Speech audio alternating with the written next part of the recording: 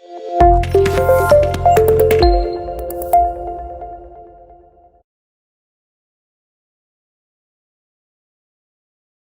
रहे थे financial statements without adjustments. अब हम करेंगे फाइनेंशियल स्टेटमेंट्स विद एडजस्टमेंट्स। फर्क क्या होता है दोनों में? विदाउट एडजस्टमेंट्स में हमें सिर्फ ट्रायल बैलेंस गिवन होगा और बस ट्रायल बैलेंस के बाहर क्लोजिंग स्टॉक गिवन होगा और कोई भी एडजस्टमेंट नहीं होगी अगर फाइनेंशियल स्टेटमेंट विदाउट एडजस्टमेंट्स बना रहे हैं तो ये एडजस्टमेंट्स होती क्या है? एडजस्टमेंट्स का मतलब कुछ ट्रांजैक्शंस जो अभी एंटर नहीं हुई है वो आपको करनी है। ईयर एंड हो चुका है, कुछ एडजस्टमेंट्स करने के लिए हमें बोल रहे हैं, जैसे for example closing stock is also an adjustment. तो सैलरीज आउटस्टैंडिंग, कोई भी आउटस्टैंडिंग एक्सपेंस है ट्रायल बैलेंस में तो वो आ गया कि जितना आप पे कर चुके हो। अब जब ईयर एंड हुआ तो कुछ ट्रांजैक्शंस ऐसी थी, इनको बोलते हैं क्लोजिंग एंट्रीज, जो आपको एडजस्ट करनी है। अब बुक्स एंड हो रही है, ईयर एंड हो रहा है, बुक्स क्लोज करनी है। अक्रूवल बेसिस के हिसाब से, अक्रूवल बेसिस ऑफ अकाउंटिंग क्या कहता है कि जो ट्रांजैक्शन जिस पीरियड से रिलेट करती है उसी पीरियड में दिखानी चाहिए। पैसे मिले या ना मिले उससे फर्क नहीं पड़ता, पैसे दिए या नहीं दिए उससे फर्क नहीं पड़ता। इस अजम्पशन की वजह से we have to make adjustments for outstanding expenses, prepaid expenses, accrued income, unearned income। ये कुछ एडजस्टमेंट्स हैं। ऐसे ही और काफ़ी सारी एडजस्टमेंट्स हो सकती हैं जिनकी ट्रीटमेंट हमें करनी होगी। उससे क्या होगा? Financial statements will show a true and fair picture about the financial position of the company. Sole proprietorship अभी हम कर रहे हैं, तो सोल प्रोप्राइटरशिप बिजनेस एंटिटी की true and fair picture show करेगा वो। अब ध्यान से देखना क्या होगा, एक एक करके हम एडजस्टमेंट्स अंडरस्टैंड करेंगे कि क्या क्या एडजस्टमेंट्स हो सकती है। एडजस्टमेंट कोई भी हो, ध्यान क्या देना है? ट्रायल बैलेंस आइटम्स, जो ट्रायल बैलेंस के अंदर आइटम्स आ रहे हैं वो ऑलरेडी एडजस्टेड हैं, वो ऑलरेडी एडजस्टेड हैं। एडजस्टेड मतलब they have already been entered in the books, वो बुक्स में एंटर हो चुके हैं। जर्नल या सब्सिडरी बुक्स में रिकॉर्ड हो चुके हैं, लेजर बन चुका है, तभी ट्रायल बैलेंस में वो अपेयर कर रहे हैं। तो जो भी ट्रायल बैलेंस आइटम होता है वो सिर्फ एक बार आता है, बट जो एडजस्टमेंट्स होती हैं ट्रायल बैलेंस के बाहर, जो एडजस्टमेंट्स गिवन होती हैं, एडजस्टमेंट्स अभी बुक्स में एंटर नहीं हुई हैं, रिकॉर्ड नहीं हुई हैं, हमें करनी है उनको एडजस्ट। तो जब भी कोई ट्रांजैक्शन बुक्स में एंटर होगी तो every transaction has two aspects, every transaction has two aspects, debit aspect and credit aspect. तो जब भी कोई एडजस्टमेंट करेंगे तो वो दो बार आएगी, एक डेबिट एस्पेक्ट कवर कर रहे होंगे, एक credit aspect. Trial balance item सिर्फ एक बार आएगा, एडजस्टमेंट्स दो बार आएंगी। तो यही ध्यान देना है कि जो भी एडजस्टमेंट है, वो तो अभी हम सारी एडजस्टमेंट एक एक करके सबके ट्रीटमेंट अंडरस्टैंड करेंगे, बट ध्यान क्या देना है? जो आप फाइनेंशियल स्टेटमेंट्स विदाउट एडजस्टमेंट सीखे हो, 80% क्वेश्चन तो वही रहने वाला है, बस कुछ एडजस्टमेंट्स ऐड हो जाएंगी।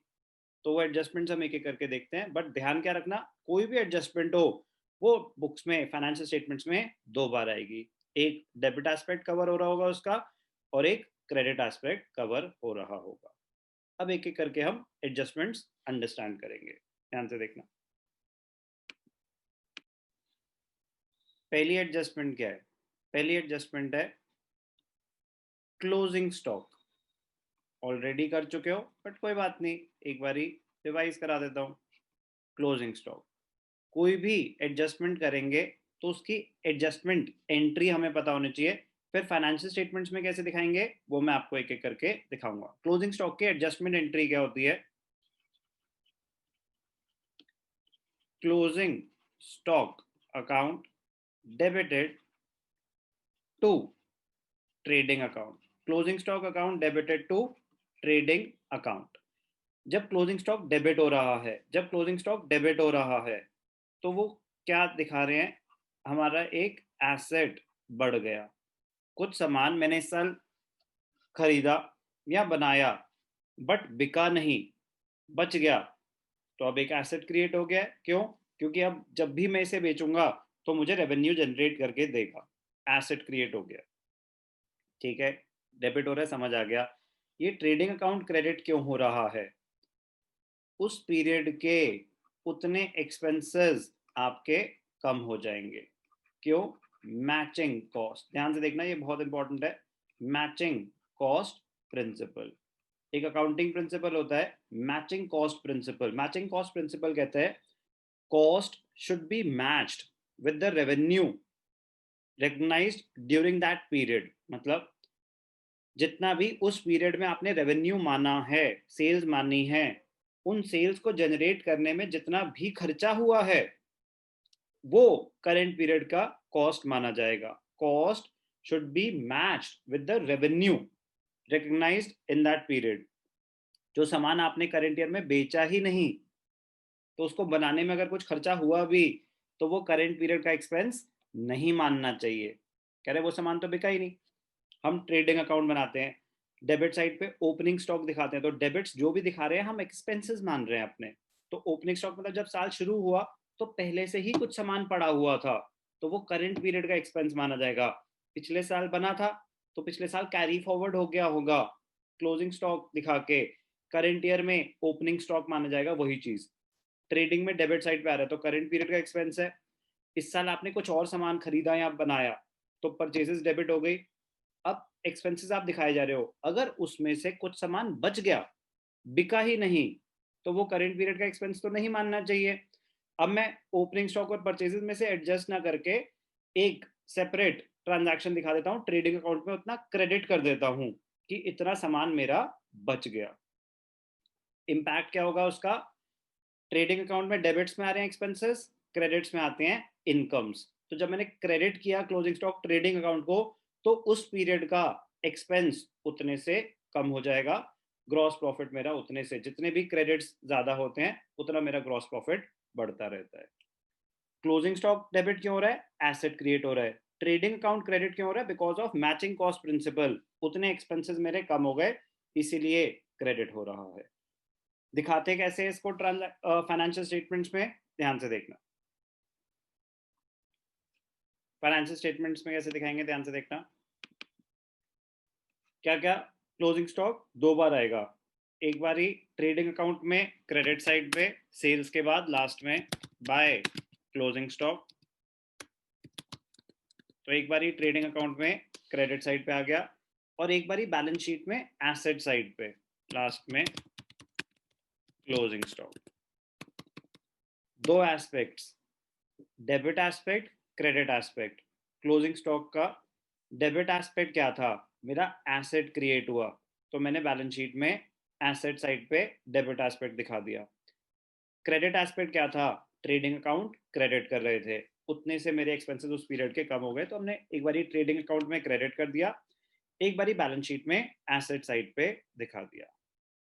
एक बहुत ही important note close related, very very important.